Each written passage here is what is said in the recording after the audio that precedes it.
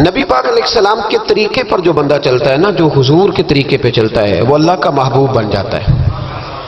جو شرط یہ ہے کہ وہ اخلاص کے ساتھ نبی پاک کے طریقے پہ چلے، دنیا کو دکھانے کے لیے پگڑیاں نہ باندھتا پھرے، وہ کہے کہ چونکہ میں پیر صاحب ہوں تو میں نے باندھنی ہیں، اس لیے یہ ماحول نہ بنائے، وہ بنائے اللہ کی رضا کے لیے، اللہ تبارک و تعالیٰ کی رضا کے لیے نبی پاک کی غلامی کرے، اللہ اسے اپنا محبوب بنا لیتا ہے۔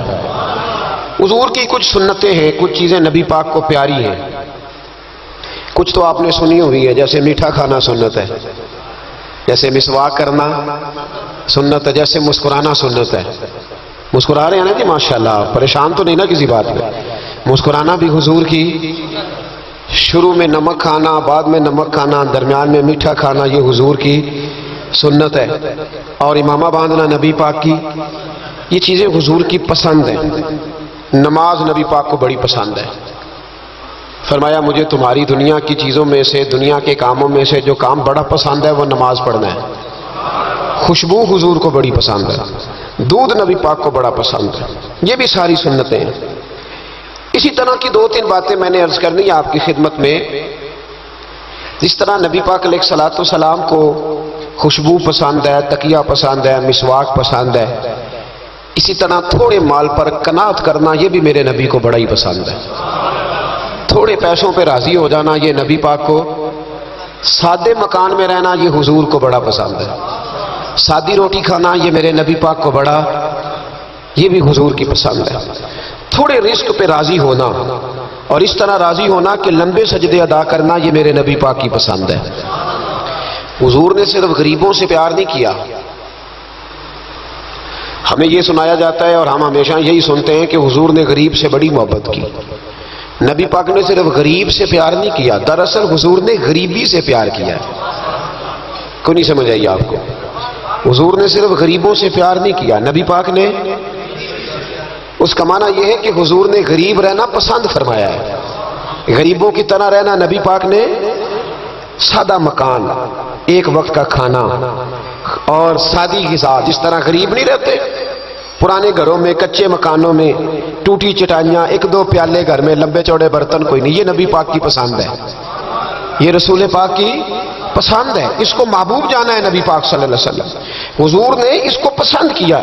حاتم طائی کی بیٹی قیدی ہو کے آئی، جب اس کے قبیلے پر، اس کے علاقے پر مسلمانوں نے حملہ کیا تو حاتم طائی کا جو بیٹا تھا عدی بن حاتم، وہ اپنی بہن سے کہنے لگا ہمیں پتہ ہے مسلمانوں کا مقابلہ نہیں کر سکتے تو بھاگ جانے میں بہتری ہے، چلو بھاگ چلتے ہیں۔ تو بہن کہنے لگی بھائی تو نے بھاگنا ہے تو بھاگ جا، میں سردار کی بیٹی ہوں، میں قوم کے ساتھ جیوں گی، قوم کے ساتھ مروں گی، تو نے بھاگنا ہے تو بھاگ جا۔ عدی بھاگ گئے ڈر کے۔ یہ خاتون جو تھی ان کو گرفتار کر لیا مسلمان عورتوں نے، تو کہ یہ تلوار لے کے آئی تھی لڑنے کے لیے۔ ابن اسحاق ابن حشام دونوں کتابوں میں روایت موجود ہے۔ یہ خاتون کہتی ہے کہ میں نے بڑے تگڑے سوال تیار کیے، کیونکہ معاذ اللہ ثم معاذ اللہ میرا خیال تھا وہ نبی نہیں وہ بادشاہ ہیں، وہ ایک اسٹیٹ کے سربراہ ہیں، وہ حکمران ہیں، میں معاذ اللہ نبی نہیں، میں نے بڑے تگڑے سوال تیار کیے اور میں اپنے آپ سے کہی تھی میں ایسی ایسی باتیں کروں گی مسلمانوں کے نبی سے کہ انہیں جواب نہیں آئے گا، معاذ اللہ ثم معاذ، نقل کفر نہ باشد۔ کہتی ہے میں حضور کے سامنے لائی گئی گرفتار کر کے، اور جب مجھے حضور کے سامنے کھڑا کیا گیا نا تو میرا سر ننگا تھا، توجہ ہے میری بات پر، میرا سر ننگا تھا تو میرے ذہن میں بڑے سوال تھے، میری گردن اکڑی ہوئی تھی، حضور نے میرا ننگا سر دیکھا تو محبوب ممبر سے اٹھے، اپنے کندھوں سے مدثر والی چادر اتاری اور حضور علیہ السلام نے حاتم طائی کی بیٹی کے سر پہ دے دی۔ بی بی کہتی ہے جب حضور کی چادر آئی تو میری اکڑی ہوئی گردن خود بخود جھک گئی نیچے کی طرف، خود بخود جھک گئی۔ سوال ابھی بھی میرے ذہن میں موجود تھے۔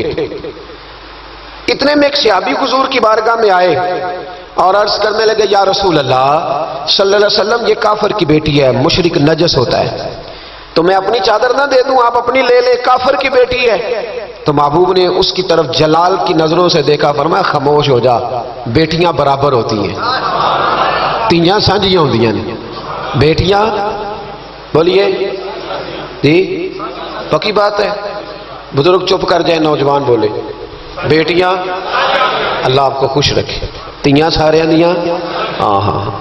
اگر تو کسی کے گھر گندی نظر ڈالے گا تو تیرا گھر بچ نہیں سکتا، پکی بات۔ یہ نقد و نقد سودا ہے، جس نے اپنا گھر پاک رکھنا ہے وہ دوسروں کے گھروں کا محافظ بنے، پکی بات۔ بیٹیاں خبردار خبردار، کسی کی بچی کی عزت سے کھیلنے کی کوشش نہ کرنا، ورنہ اللہ تبارک و تعالیٰ بڑی سخت سزا دیتا۔ بچو۔ وہ کہتی ہے جب حضور نے کہا نا بیٹیاں برابر ہوتی ہیں تو میرے اندر سے ایک آواز نکلی، میں نے کہا او حاتم تائی کی بیٹی تو غلط تھی، یہ بادشاہ نہیں ہے تو اللہ کے سچے رسول ہیں۔ بادشاہ تو سخت سزائیں دیتے ہیں۔ کہتے ہیں حضور میرے قریب آئے اور آ کے کہنے لگے تو سردار کی بیٹی ہے، تیرے باپ میں اچھی خصلتیں پائی جاتی تھی، بتا تیرے ساتھ کیا معاملہ کروں، کیا معاملہ۔ یہ حضور کی پسند ہے، کیا معاملہ کروں؟ تو کہنے لگی میں چاہتی ہوں مجھے آزاد کر دے۔ کہتی مجھے امید نہیں تھی۔ حضور کہیں گے ٹھہر جا، بیٹھ جا، بات کرتے ہیں، مشاورت ہوتی ہے، پھر اس کے بعد کوئی فیصلہ ہوتا ہے۔ کہا آزاد کر دو۔ کہتی حضور نے میرے کہنے پر فوراً ہی اگلا جملہ ہی نہیں کہا، فرمایا جا تو آزاد ہے۔ کہتی ہے میں نے ایک جملہ اور کہا، میں نے کہا میں اکیلی نہیں جاؤں گی، سارا قافلہ آزاد کرو۔ اب تنگی داماں پہ نہ جا، اور بھی کچھ مانگ ہے آج وہ ماہل بعطا، اور بھی کچھ مانگ۔ کہنے لگی اکیلی نہیں جاؤں گی، سارا قافلہ سارا قبیلہ آزاد ہو۔ حضور نے فرمایا تو پتہ نہیں کیا سوچ رہی ہے، تو جہاں آئی ہے وہاں سے خالی جاتا ہی کوئی نہیں، سارا قافلہ۔ حضور نے فرمایا ابھی اس کے قبیلے کو کھانا بانا کھلاؤ اور سارے ہی آزاد کر دو۔ واپس گھر گئی تو اپنے باپ کو، اپنے بھائی کو بلایا، بلا کے کہنے لگی بھائی وہ بادشاہ نہیں وہ نبی ہیں، بادشاہ نہیں وہ۔ اب تو جن کو فقیر ہونا چاہیے تھا وہ بھی بادشاہ بن گئے۔ بادشاہ سلامت، بادشاہ سلامت۔ میں رات بورے والے میں تھا، بھائی مہربانی پیسے نہ لے کے آئیے گا باپ، اپنی اپنی جگہ پہ بیٹھے، یہ کام بالکل نہ کریں، اللہ آپ کو خوش رکھے، برکت دے۔ میں اس کو حرام نہیں کہتا، پر یہ سٹائل نذرانے کا درست نہیں، اسے بچا کریں، ورنہ پھر وہی بندہ چنگا لگنا جنہیں پیسے لے کے آنا ہے، دوجیاں کا دل کرنا ہے ٹوری جانتے چنگے نے، اس لیے اس چکر سے باہر نکلیں تاکہ قوم سمجھدار ہو جائے۔ بالکل یہ کام نہیں کریں، سنیں اور یاد رکھیں۔ میں تھا وہاں دور تو دو تین بچے نا یوں ہاتھ باندھ کے کھڑے ہو گئے۔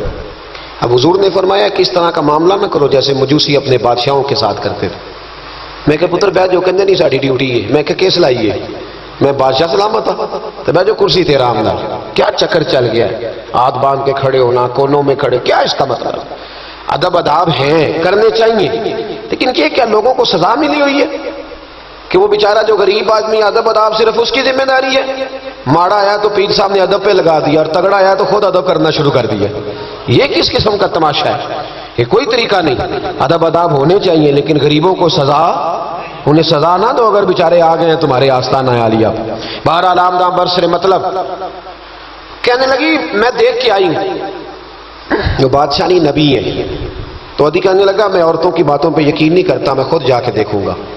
میں نے کہا غریبی میرے نبی کی پسند ہے، حضور نے اللہ سے غریبی مانگ کے لی ہے، کہا یا اللہ مجھے زیادہ پیسے نہ دینا، ایک وقت کی روٹی دینا۔ اور حضور فرماتے رب نے اختیار دیا ہے، اگر میں چاہوں تو خود پہاڑ سونے کا بن جائے اور میرے ساتھ چلا کرے، پر میں نے اللہ سے زیادہ دولت مانگی۔ او بھائی دولت بڑی پیاری ہوتی تو سب سے زیادہ میرے نبی کی تجوریوں میں ہوتی۔ حضور نے دولت بانٹی ضرور ہے، لیکن حضور نے اس سے پیار، یاد رکھے ہم تو پاگل ہو گئے پیسوں کے پیچھے بھاگ بھاگ۔ جو سڑک پہ ادھر جا رہا ہے وہ پیسے دینے جا رہا ہے، جو ادھر جا رہا ہے وہ لینے جا رہا ہے۔ پیسے کا ہی چکر ہے سارا، پیسے کا ہی چکر ہے، پیسے۔ ایک صاحب نے فون کیا، کہنے لگے کو ٹائم دے دیں، تو میں نے کہا بس یار وقت تھوڑے دے دیں۔ کہتے تو خوش کر دیں گے۔ میں کہ مثلاً تو کی کرے گا؟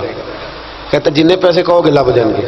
تو میں نے کہا یار ہر ایک کو بکاؤ مال نہ سمجھا کر، ہمارا بہت زیادہ ریٹ ہے تو دے ہی نہیں سکتا۔ کہنے لگے کون دے سکتا ہے؟ میں نے کہا دنیا میں کوئی بھی نہیں دے سکتا، ہمارا ریٹ ذرا زیادہ ہے۔ ہم نے اگر ریٹ مانگنا ہوا تو قیامت کے دن غوث اعظم جیلانی سے جا کے مانگیں گے، یا ان سے مانگیں گے جن کے نام کی دہائی دیتے رہے ہیں، تعریف مصطفیٰ کی کرے، اور نتیجہ ہم دنیا داروں سے مانگیں، انہی سے لیں گے نتیجہ جن کے قصیدے ساری زندگی گائے ہیں۔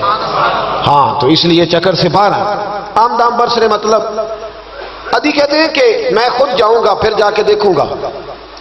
ادھی مدینے آئے دیکھنے، اور جب بندہ کسی کو دیکھنے آتا ہے تو تنقیدی نظر سے آتا ہے۔ کہتے ہیں میں مسجد نبی میں پہنچا تو کچی زمین پر غلاموں کے ساتھ، ادھر دیکھو یہ بھی تو حضور کی سنت ہے نا جی۔ حضرت ابو ہریرہ صحیح سند کی حدیث بخاری میں فرماتے ہیں حضور کے ساتھ ایک سفر میں تھا، نبی پاک علیہ السلام نے فرمایا کھانا نہ پکا لیں، حضور پکا لیں، فرمایا تو گوشت لے آ، تو اس طرح کر، مسالہ جات تیار کر لے، تو فلاں چیز کر لے۔ آخر میں حضور فرمانے لگے میں لکڑیاں کٹھی کر کے لاتا ہوں۔ جی اللہ کرے پیرانو یہ حدیث زبانی یاد ہو جائے، آمین تے آکھیا جی میں لکڑیاں کٹھی کر کے لاتا ہوں، لکڑیاں۔ عرض کی یا رسول اللہ ہم کر دیں گے، تو محبوب نے فرمایا سارے کٹھے نہیں جا رہے، کوئی عرض نہیں میں بھی لے آؤں گا۔ تو فرماتے حضور اٹھے اور لکڑیاں کٹھی کر کے لائے۔ جب مسجد نبوی شریف بن رہی تھی تو جناب ابو ہریرہ فرماتے ہیں میں 3 اینٹیں اٹھا کے لا رہا تھا، اللہ کے رسول 7 اینٹیں اٹھا کے لا رہے تھے، 7 اینٹیں۔ چودھری صاحب آپ روز آ کے کہہ دیتے ہیں قاری صاحب مسجد دی صفائی نہیں ہوئی، تو نہیں کر سکتا مسجد دی صفائی؟ کیا سمجھتا ہے تو اپنے آپ؟ صدر بننے کا کیا مطلب ہوتا ہے کہ بندہ روب ڈالنے لگے؟ دنیا میں جو سب سے زیادہ عزت والا اور بڑا ہوتا ہے وہ وہی ہوتا ہے جو اللہ کے گھر میں جھاڑو دیا کرتا ہے۔ کیا لوگوں نے معیار بنا لیا ہے؟ یہ معیار ہے، جو قوم کا بڑا ہوتا ہے وہ قوم کا خادم ہوتا ہے۔ عدی کہتے ہیں میں مدینے آیا تو میں نے نبی پاک علیہ السلام کو غلاموں کے ساتھ کچی زمین پہ بیٹھے دیکھا، اور غلام بھی کون؟ ایک طرف حضرت بلال حبشی بیٹھے اور دوسری جانب حضرت عمار بن یاسر بیٹھے، کہتے ہیں حضور بیچ بیٹھے، کھانا کھایا جا رہا ہے، اور حیران میں اس وقت ہوا جب اسی پلیٹ سے نبی پاک بھی کھا رہے ہیں اور بلال حبشی بھی کھا رہے ہیں ساتھ بیٹھ کے حضور نے۔ عدی کہتے ہیں میرے دل پہ چوٹ لگی، میں نے کہا نہیں یار یہ بادشاہ نہیں، یہ بادشاہ جو اس طرح غریبوں کے بیچ بیٹھ کے روٹی کھائے۔ ہمارے تو بادشاہ غریبوں کے حق میں تقریر کرتے ہیں نا، ویسے ان سے پوچھو کہ اس گاؤں سے ڈنگے کا کرایہ کتنا ہے، اور پھر ڈنگے سے لالے موسیٰ کا کتنا ہے، ان کو کوئی پتہ نہیں۔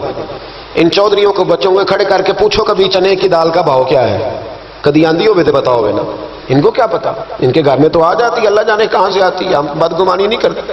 لیکن حضور ایک پلیٹ میں کھانا کھا رہے۔ عدی کہتا میں سمجھ گیا یہ بادشاہ نہیں۔ پھر میرے دل میں شیطان نے وسوسہ ڈالا، میں نے کہا مسجد کچیا ہو سکتا ہے مکان بڑا پکا ہو، بنگلہ بڑا عالی شان ہو۔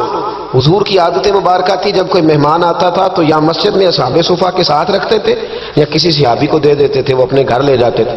عدی کہتے ہیں میں نے جب سلام کلام کیا نا، دل میں خیال تھا کہ گھر بڑا عالی شان ہوگا، تو محبوب فرمانے لگے میرے دل میں خیال ہے، دیکھیے میرے نبی کو اللہ نے کتنا علم غیب عطا فرمایا ہے، کہتے ہیں میرے دل میں خیال ہے۔ مصطفیٰ کریم فرمانے لگے یار تو یہاں نہ بیٹھ، چل میں تجھے گھر لے چلتا ہوں۔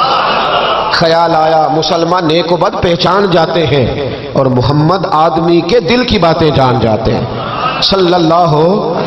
میں بریلی شریف میں تھا تو اعلیٰ حضرت کے بھائی مولانا حسن رضا خان صاحب رحمۃ اللہ علیہ، ان کے پوتے تھے شیخ الحدیث مولانا تحسین رضا خان صاحب، بڑے اچھے